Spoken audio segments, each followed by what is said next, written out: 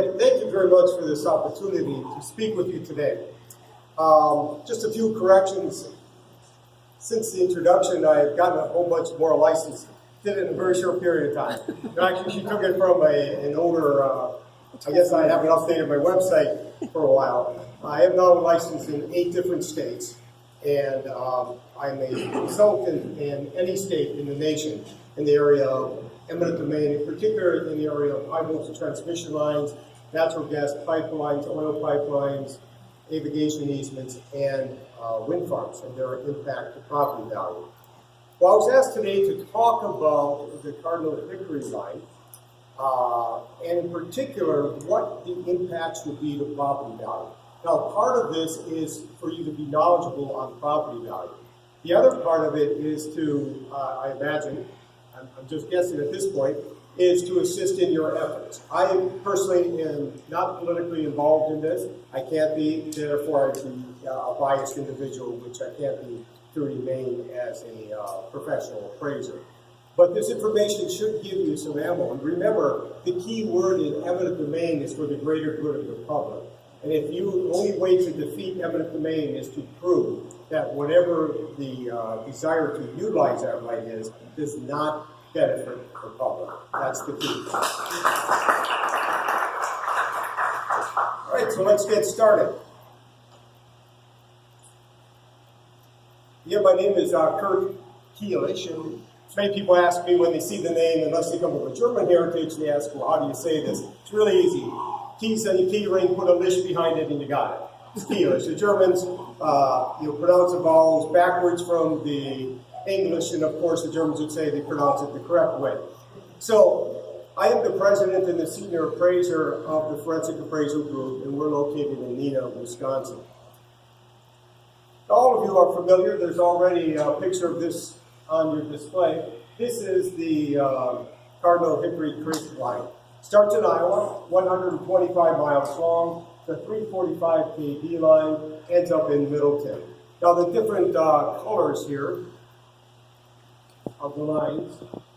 The pink one here is the proposed alternate route.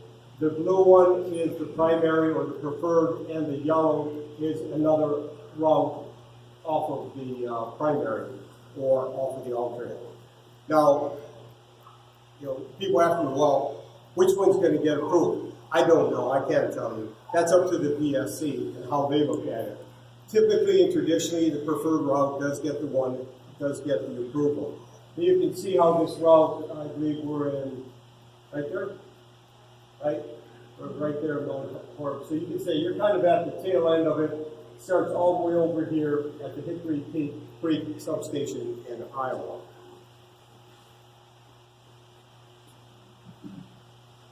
This is an aerial of the map that you just saw. Maybe you can't see it too well, so I'll just kind of fly through it. But particularly, I wanted to show you the different power lines that are already in existence. The light green ones, the lime ones, are 69 kV lines, and the pinkish colored ones are 115s, and then the black ones are 138 kV. And the reason I bring that up is because this line, part of the dynamic of this proposed line, is that it's going to be following some of the existing high voltage transmission line easement corridors. And I'd like to speak directly to that later on. Again, it's 125 miles long. The line was designed a lot following either a road corridor, Highway 18 for instance, or existing power line corridors. And a portion of it goes through what's called virgin land, which means there are no corridors that it's following. Now the reason, and don't get mad at ATC for this, but the reason why is it's in our Constitution, it's in our rules, that any energy corridor, the very first thing they have to do is show the PSC why they did not follow an existing corridor. So, heads up, once a corridor has been made, whether it's a 69 kV all the way up to 345, or a gas or an oil pipeline, the chances of it being expanded and adding to with either more energy, electrical energy, or gas and oil is extremely high. So the value issue, though, really that's going to be before yourself and the appraisers is what is the additional impact, if any, of a second energy corridor? Well, in order to understand value, you've got to go right back to the basics. I propose to you that value is perception. Perception drives value. Let me give you a real quick example. I'm going to date myself here. When Mercury was actually an automobile manufacturer, but there's a thing called Mercury Marquis. There's also called the Lincoln Town Car. What's the difference between the two? The name is part of it. Some little extra luxuries, but these cars were built by the same manufacturer. They are built almost in the same plant. They designed by the same body designer. The parts are all the same. The difference was the Lincoln emblem and the Mercury emblem. Now, you're not going to pay the same price for those when they're brand new, are you? All right, let's imagine now, let's go forward 3 years. These two cars are standing side by side. They are identical, absolutely identical in value. I mean, in color, condition, everything is the same. Are they going to sell for the same price? No, they're not. Why not? Their utility, or the utilitarian aspect, is identical. Why wouldn't they sell for the same price? Because of the perception of Lincoln over Mercury. One example, we do this every single day. When we go, we shop clothes, we look for name brands and quality and things of this sort. Perception drives our opinion of value. Well, what drives our perception? You accept that perception drives value, then you have to ask, okay, where do we get this perception from? Well, news. There's a news station that was here just a few minutes ago. News drives our perception. TV, cable, radio, internet programs. YouTube is one that I think a lot of people utilize now. Movies. How many knew that Up, UP, by Pixel, I think it was, right?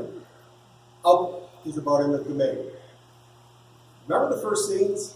The old man who refused to sell to that big, mean developer? Right. And they were threatening him. That was about eminent domain. There's another movie out. It's called The Little Pink House. And Little Pink House was about the kilo decision that was done years ago in Connecticut. This movie has either it just came out or it should be just coming out. We saw the trailer of it last year at an eminent domain convention. And again, this is following the whole concept of what eminent domain looked like to Miss Kilo and what the end result was. The internet is a very huge driver of our perception. But so is personal experience. When you saw up here, what did you see? You saw personal experience. You saw people talking about their view shed. You saw people stating that the energy was not utilized here. These things all help develop our perception of value. Talking to you at your local co-op or association meetings like today. All of these, even casual meetings over tea and donuts or whatever have you. All of this drives our perception. Well, if all that drives your perception, then what are the perceptions of high voltage transmission lines? Let's get right to the one that a lot of people know about. It's EMFs. EMFs stand for the electromagnetic forces. Now, EMFs are generally misunderstood by the public. First of all, the public believes that you can shield yourself from an EMF by saying trees. That's wrong. You cannot. You can shield yourself by other things like ground. That's also wrong. You cannot. As a matter of fact, there's been a push to bury high voltage transmission lines. And just one side note, if you bury high voltage transmission lines, you possibly could increase your potential exposure to EMF because they'll be buried 8 or 10 feet down, and you'll be literally lying, and the EMFs are not dissipated in any way by the ground. The only thing that really dissipates an EMF is distance. They diminish quickly from the square of the distance. So the further you're away from an electric power line, the less potential of EMFs. You ever wonder why they have the lines a certain distance away from each other? Well, a big part of that is for safety for the workers, so they wouldn't electrocute themselves. But the second big reason is to reduce the EMF that those lines are generating. The closer you move those lines together, the smaller the EMF cloud, if you will. So EMFs were a topic of a lot of early health studies. Some of you may have remembered one of the very first ones This is by Nancy Wertheimer. She was a PhD candidate working on public health in Denver. And she started working with children who had cancer. And she noticed that maybe there was some kind of pattern here. So she took their addresses and she plotted them on a map. Very crude. Back in the time she did it, she literally took a map and pinned where each person was. And suddenly a line started developing, a corridor. Now she thought this corridor had to have something to do with possibly maybe water or some underground contaminant or something like this. Well, what she found out when she went to the sites is right up that whole corridor was a very large high voltage transmission line. That was her first clue that possibly there is what's called a causative relationship between high voltage transmission lines and childhood cancer. Well, that also caused the Swedes, and most of you probably have your opinion from the Swedish study, which came 2 years later.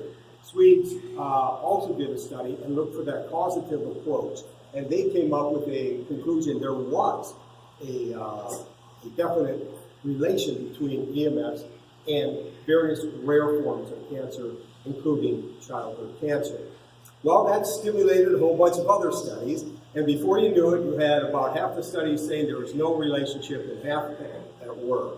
As you can imagine, the half that said there was no mostly were sponsored by corporations that would benefit from such a study, and the studies that said no had a tendency of being groups such as yourself were sponsored, possibly universities, a graduate student working on a PhD or something of that sort. The long and short of that is the jury is out. The jury is literally out. There's been no conclusive, rock-hard proof that high voltage transmission lines cause cancer. But as an appraiser and as a value person, I don't care. There's only one thing I care about, and that is, what does the public believe? And I don't care if the public is 100% wrong. It doesn't matter to me, because my job is to reflect what the public believes as far as property value goes. So my question is, does the buying public act on that belief that they may have that high voltage transmission lines do cause health issues? Well, here's another question. What about stray voltage? Some of you here are probably farmers. You've heard of stray voltage. Stray voltage gets confused often with current that is leaked off of the line. The two aren't the same. I'll talk about your current in just a minute. But a stray voltage is the voltage off the line that actually tries to find its, I'm going to use the word leak, it's not a good scientific or engineering word, but it sort of leaks off the line. And electricity always wants to find its home. So it tries to find its home through the areas that will conduct electricity back to its power source. And that can be soil that has a high concentration of minerals in it. It can be water sources. It can be metal. It can be pipes. It can be a whole lot of things. Well, the truth is that it's a major concern in dairy and animal operations because with stray voltage, it can affect the health of the dairy animals. In particular, dairy cows are the most concerned with dairy owners. But what happens there is the dairy cow, if the stray voltage gets into the metal of the barn and the feeding cups and into the troughs and stuff, the cow is very highly sensitive, and it will feel that. Now, cows are very sensitive, but they're not very smart. So once they feel that, wow, I didn't like that, they don't go back to that. Consequently, they stop eating, they stop drinking. A whole lot of bad side effects come from that, as you can imagine, eventual death if they continue such behavior. But it also devastates the dairy farm because they can go from they can lose their grade A status very, very quickly when the cows start following this unusual behavior. Now, in all truth, stray voltage is most often found in distribution lines, not high voltage transmission lines. However, let's go back to the concept of perception. The perception is, most farmers I talk to, the high voltage transmission lines cause stray voltage. I've been in this business for almost 38 years now. And one of the things we do as a forensic appraiser is we interview a lot of people. A lot of people. And I interview in a very systematic way because I learn. If if you're the opposing attorney, you're going to challenge how did I learn that, and to try to make sure it wasn't something I made up. So what we do is we do surveys and we fill out these surveys and we have the individuals sign these surveys. So we've got thousands of these in our company. So let's look at another one, induced current. Often gets confused with stray voltage. Induced current is the current that can leak, if you will, and leach onto a conductive surface in close proximity. Now, by close proximity, I'm calling close proximity. You can't be 300-400 feet away from high voltage transmission line. You won't get induced current. But you can be within 100 feet, and there can be some induced current. As you can imagine, the closer you get, the greater the possibility. Well, what are some examples of induced current? Well, this is the first one to keep of concern, and that is metal buildings. Either buildings that are covered with metal or structurally are built as a metal frame with buildings. They will collect the current and it will distribute throughout the metal, which is an excellent conductor of electrical current. So the way you have to combat that is you have to ground those. Now, ATC, to their credit, will ground those at their cost and expense. However, keeping them grounded and maintained is your problem from there on. The same thing holds true, by the way, with fences. If fences are running parallel to a high voltage transmission line, that metal fence can pick up that current to such a degree that it can harm animals that go up against it. It can cause shocks, right here. Sometimes these shocks are very, very strong. They almost are never lethal. However, they're similar to a very dry day when you're walking on your carpet and you reach out to the metal handle and you get, boom, you get your shock. Or, for any of those guys who are mechanics, that you accidentally put your hand on the spark plug when the engine was running. Those are the typical shocks that you will receive. However, there are accounts of full body, 200 and some pound men being knocked on their keister from working with machinery in close proximity to high voltage transmission lines. Therefore, utilities warn you, don't park those near high voltage transmission lines. Don't stack hay. Don't park utility vehicles and other things. And don't refuel your equipment in close proximity to those power lines. And there has been other perceptions unproven. And I don't want to start rumors, but they're unproven. But we interview a lot of farmers, and we have a lot of very interesting stories. We can't prove them. Engineers will listen to them and go, "Ah, that can't happen." You know, this is what the guy said. He's not getting anything from it, right? I'm not paying him to say this. This is what he said. And there have been some very interesting incidents of where equipment and machinery have come in with broken computer chips and fried computer chips for some odd and unknown reason, and then they discover that they're doing a lot of their work near or under high voltage transmission lines. So let's talk about A-gland issues. Well, let's start from the top. Yes, you can farm in the easement. And yes, corn doesn't care. It's one question I get asked by an attorney now and again. Mr. Keelish, you're saying that the value of the easement is diminished, but you can grow corn there, can't you? Yes. Does the corn care? Well, no, of course it doesn't care. But that's not the issue. Corn doesn't give value to the land if he doesn't leave it there. Who gives value to the land? The one who farms it. That's the one who's going to buy it. That's what drives the perception. So here are some issues with A-gland. Homes restrict placement of irrigation systems. Now, that doesn't matter whether you have an irrigation system. Always understand this. You may say, well, I don't have an irrigation system. Sure. But you're not the one putting value on the property. It's the buyer who's putting value on the property. They want the opportunity to do that if they must. Many of you remember the drought many years ago. The ones who had irrigation systems, they cashed in big time. Those who didn't lost their shirts. Poles cause distribution and planting. If you got a pole sitting in the middle of the field, your linear field planting that you have planned is now disrupted. If you've got one in the corner, now you've got point rows.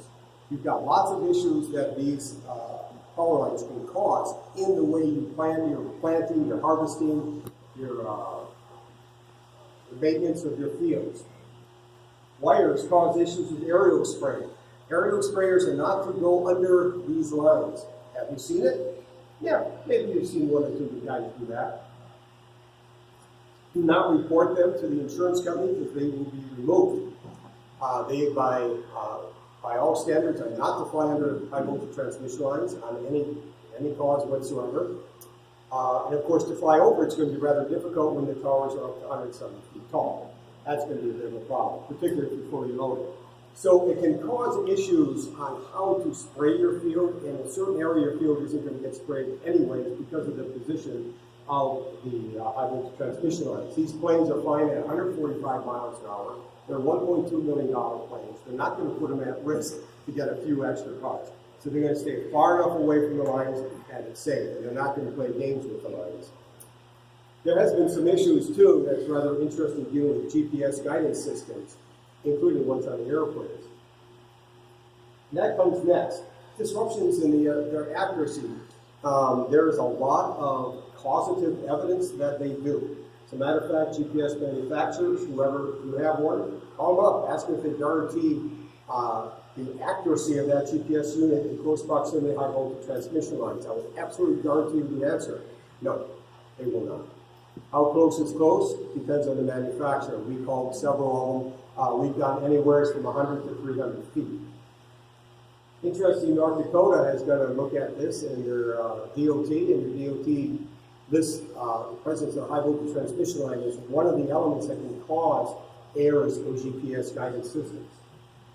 Impacts to future development. All right, think about it. You've got a beautiful piece of land. Hey, maybe someday there will be development there. Maybe things will sprawl out. Maybe other people would like to live there. However, if you have a high voltage transmission line, you will be the last parcel to be desired and the last parcel to be developed. And of course, aesthetically ugly. Now, I've been asked about this many times. And, Mr. Keeler, you're saying that these power lines are aesthetically ugly and that affects ag land value? I said, absolutely. I have the privilege of being an appraiser, which means more than half the time I'm out of the office. You saw that movie? That's where I'm at. I'm out there enjoying that. That's my other part of the office. But one day I was in North Dakota. And if you've ever been in North Dakota, it's really hard to see where one property line stops and the other begins. But I'm out there, and the farmer's showing me his 160 acres, and we're on his tractor. We drive out there, and you can see for miles. And he said, we were talking about that issue of power lines. And he said, ask me a question. You got an office? I said, yep. Do you have windows? I said, you bet. I have a corner office, all huge windows on both sides. Why'd you do that? For the view. That's why I enjoy the view. Did you pay more for that office? Absolutely, I paid more for it. He stood up on his tractor and he said, this is my office. I thought, that is just so perfect. I put it to memory now. And whenever an attorney brings that up, I go into that narrative. There's residential issues with high voltage transmission lines too. They're different. They are different with one exception, and that's the aesthetic. But the others are different. One is the health issues and fear. Now we're getting back to the EMFs. Personally, the fear issue with high voltage transmission lines in A is a concern of animal husbandry. There are some concerns about things like pacemakers and defibrillators, and you should have some concern about that. Now, the newer ones are much better insulated and less susceptible to air in close proximity to high voltage transmission lines. But the health issues really become a driving factor. Fear is a driving factor of value if fear drives value. Having fear itself is not a value issue, but if it drives your opinion of value, it is. It restricts the full use of the property. You cannot utilize that easement. That easement area, you can plant grass on it. You can put a garden in there if you like. However, that garden can be destroyed if they need to use that easement, and no compensation to you. But you can't put sheds there, you can't put a pool there, you can't put your septic system there, you can't do wells, you can't expand into it. There's many things you cannot do. Also, what about intrusion of privacy? Many people don't think about this one. You're like me, I like my privacy, particularly my backyard. I like my privacy back there. Well, If I have an easement on your property, I also have the right to access your property at any time without your permission. As long as I go down that easement, I can do that anytime. With anything I like that's allowed in the easement language, which, by the way, is very broad. And of course, be aesthetically ugly.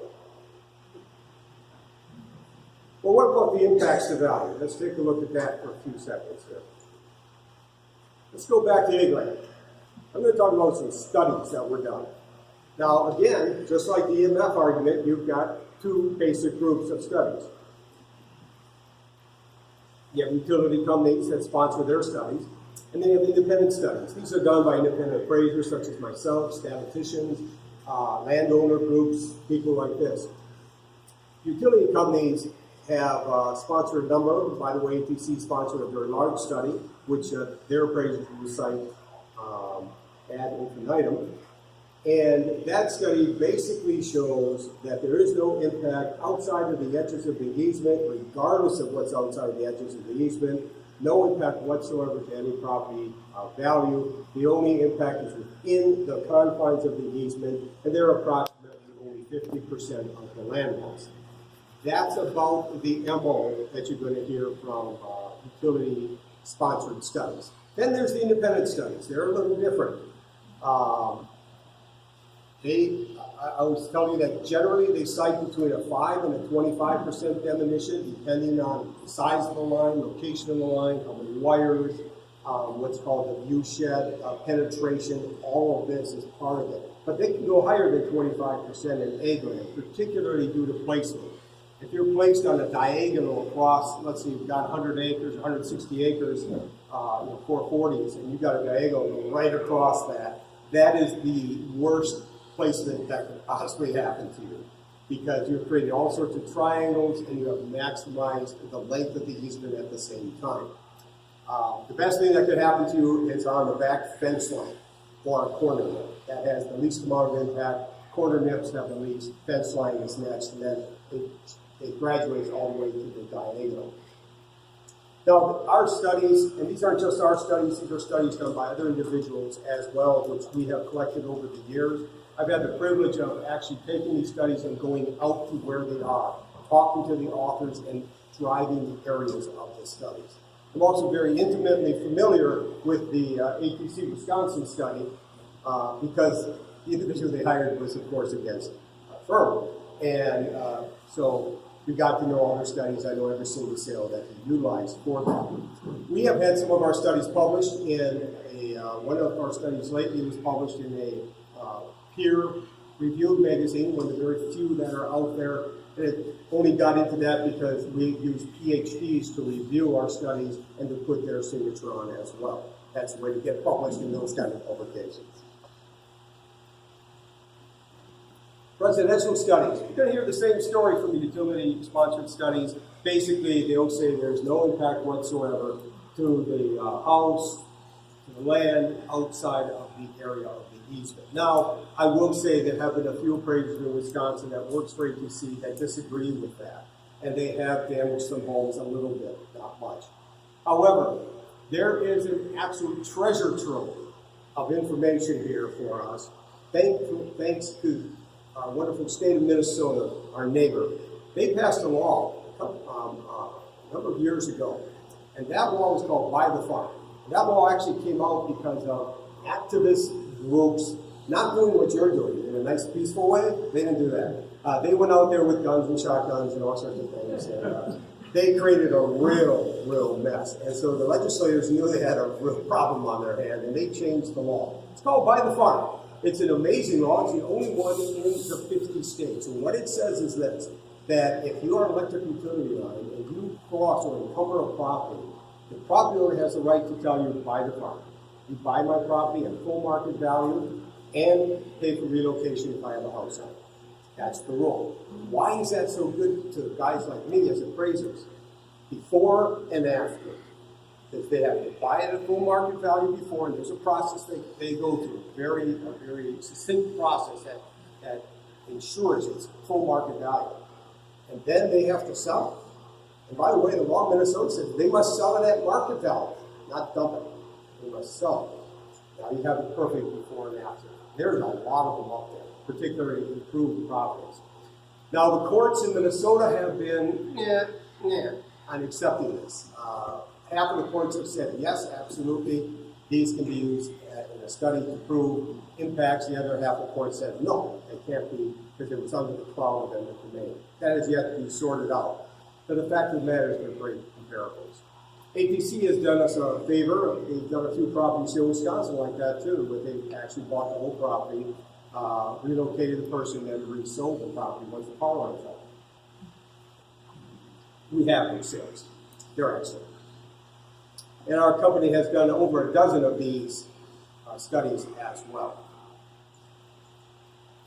So the impact, so that's all wonderful when you have the virgin land. What's the impact if you already have a high voltage transmission line on your property?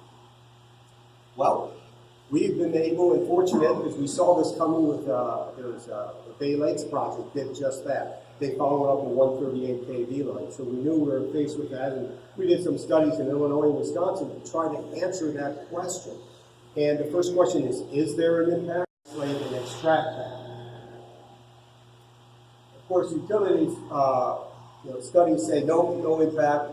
Next power line comes in, it's just 50% or a portion thereof of the easement itself. So, the impact of the Cardinal-Hickory 345. First of all, just as a review, perception shows large high voltage transmission lines are viewed generally negatively. Agricultural and residential uses follow that negative perception. The presence of an existing high voltage transmission line does not in itself negate the impact of the second line. Yes, it will diminish, it won't be of the same strength as a virgin line would be, as you could well imagine, but it still has an impact. The landscape, and this is something that your movie really focused in, the landscape of the area, the county that you have here, is going to be changed. There's absolutely no question about that. You can see these transmission lines from quite a distance. If you're 150 feet tall, you can see that from quite a distance. No question about it. So, and there are some examples of two big projects that ATC did lately. One was the Bay Lakes project. That was a high voltage transmission line over a high voltage transmission line, where they took the 138 and added a 138 345 next to it, and pretty much doubled the width of the easement from about 80, 90 feet to over 180, 270 feet, depending on the location. And then we have the Badger Cooling, which went from Madison to La Crosse, and that was mostly going over virgin territory, but what they did do is they followed a lot of an existing roadway corridor being I-94. Now, I want to speak on just a moment about, that's everything of how the impacts are and what you guys are looking at, and hopefully I can answer the question, is there an impact? Yes, and here's the reason why. But I also want to encourage you on something. This is your fail-safe system, this is your insurance policy. If your efforts don't work, there's still another kick at the can here. I'm not going to say cat, because I'm sure your cat lovers here. So, you have another kick at the can, and one thing we can be very encouraged about is our U.S. Constitution has done a pretty darn good job of protecting the people from the abuses of government. The Constitution is written for that purpose. It wasn't to protect the government from the people, it's the other way around. Our 5th and our 14th Amendments are excellent amendments, and the 5th Amendment is what's called the Just Compensation Amendment. That's where it says no property can be taken from a citizen without just compensation. Now, the courts have been arguing for a very long time of what that means, and Wisconsin kind of has it down pat that it means the difference between real estate value in a before and after condition.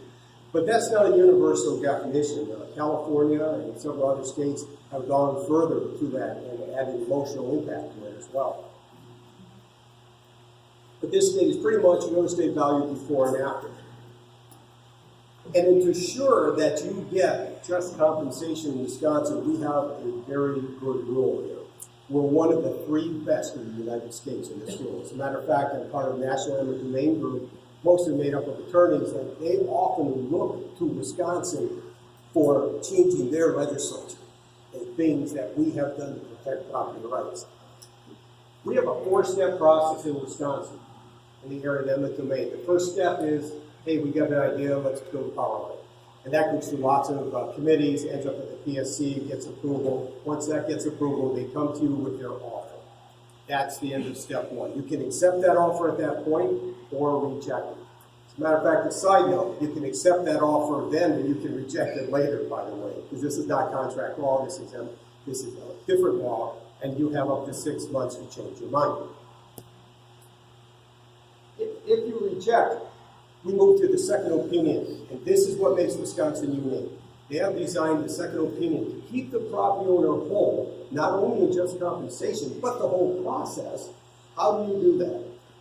Well, for second opinion appraisal, this is not your mortgage appraisal, by the way. This is not a $300, $400, $500 appraisal, not even close. These appraisals run anywhere from $3,000 to $5,000. And that's a lot of chunk of change coming out of your pocket for negotiation. So what Wisconsin said is, if it's done within 60 days after you've gotten the first offer, the condemnor must pay for that fee. No, nothing out of your pocket. And that's a very, very good law. This is used for negotiation, which is your third step to renegotiate the contract. Again, the goal here is for you to get a voluntary and satisfactory agreement. If that doesn't happen, you can always file an appeal, and then we have another protection for you here to try to keep you whole. If you win your appeal by 15% or $2,700, which is ever greater, over their last and final offer, which came in stage 3, then they must pay not only the difference with whatever interest the judge says, but all of your legal fees, lawyer fees, expert witness fees, everything. None of that you pay. You get 100% of the reward. And that's sort of like the kick in the teeth. You better behave, because if not, it's going to hurt you in the long run. So lastly, I'd just like to use the opportunity for a little bragging rights of our company. We're nationwide service, as I mentioned before. We specialize in some very odd stuff. Avigation easements, I don't know how many people you know what those are, but they're air rights. Okay. Glide path air rights and things of that sort. High voltage transmission lines is one of our mainstays, as well as natural gas transmission lines. As a matter of fact, this next week I'll be in Virginia the whole week working on natural gas transmission pipeline study. That we also do rails to trails. I don't know how many of you knew that rails to trails is an eminent domain action. But you didn't. There's a fascinating history behind rails to trails. Wind farm impacts, which has no eminent domain, by the way, which I'm actually shocked at, but don't give them any ideas. And we do expert witness and litigation consulting. And myself, that I was the principal appraiser for 2 Supreme Court decisions in favor of my client. Fortunately, they're the only 2 Supreme Court cases I was involved in, so I can say I was batting 100% or 1,000%, or whatever you call it, at the Supreme Court. One is Spiegelberg versus DOT, which changed the way that eminent domain was done in the valuation of large parcels in the state of Wisconsin. And the other was Waller versus ATC. Now, yep, that same ATC. Waller was a fascinating case, and this case was the first case in the nation where a power company had to pay for an uneconomic remnant. And there's a whole lot of theory behind uneconomic remnant. We argued uneconomic remnant, and the Supreme Court agreed with us. A majority agreement. This case, by the way, is now being cited. It's a relatively new case, and it's being cited across the United States, because this was the first Supreme Court decision of this nature. So other attorneys are picking up on this in their states. 4 Wisconsin appellate court decisions. 3 went well, 1 went bad. We won't talk about that one. Published high voltage transmission line studies, rails to trails article have been published, and I also give I'm a guest lecturer at the, sometimes a guest lecturer at the National Attorneys. We have several of those, 2 big ones every year. And when the attorneys want to find out about value issues instead of legal issues, they ask guys like myself to come and speak to them about that. Have testified a lot in many different courts in many different states, federal and state. So that's the end of the presentation, and now is the time for Q&A.